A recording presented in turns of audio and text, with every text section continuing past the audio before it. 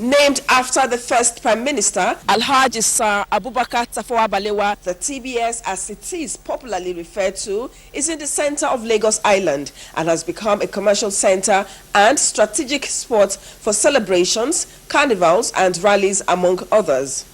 That place used to be a very beautiful place, a beautiful surrounding. There was a race course, and there were races, horse races. And, the royal family came and they went with Tafawa Balewa and they handed over the reins of power to Nigeria. It was done right here in this location. I must say, it gave us a lot of pride. Many Nigerians and visitors who wish to move around the metropolis can be sure of boarding vehicles from bus stops in front of the square. But how many of these Nigerians know or have taken time to learn about this historic complex they see and walk past daily? I think this is the first, what's it called, that was built some years back for sport things and events. To know about this building behind? Okay, no idea. I just, for now, I think it's more of a shopping complex. That's what I think it is. This football match, for instance, is taking place next to a monument with portraits of some of Nigeria's founding fathers. Interestingly, this generation of Nigerians hardly noticed. You don't know anything about this field where you're playing football? No. Can you tell me anyone you know on that wall? I don't know anything. There's no other person you recognize there? Fashola. Oops, did he just say Fashola, the Lagos State governor, who was probably a kid when Nigeria got her independence?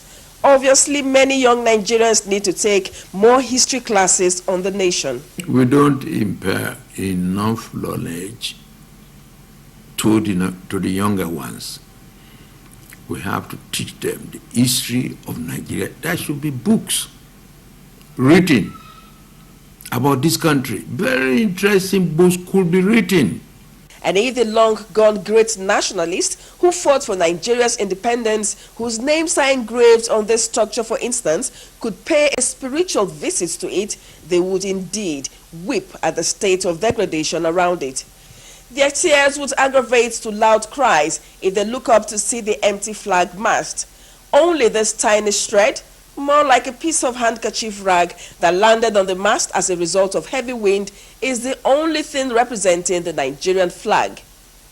Even the 26-story building said to be a gift by the colonial administration to the nation in 1963 seemed abandoned. The incredible Independence Building, a wonderful structure, was the tallest building in Nigeria at that time, and it was a structure that was based on steel frame, which was quite unique in building in those days. It was utilized by various departments of the Nigerian government until it caught fire, and this was many years ago.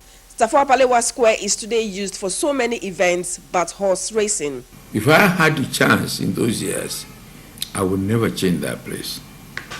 What are we using the place for today? It's not historical. These horses with layers of dust suspended above the TBS gates are the only reminders of the horse races that took place in the square more than 54 years ago.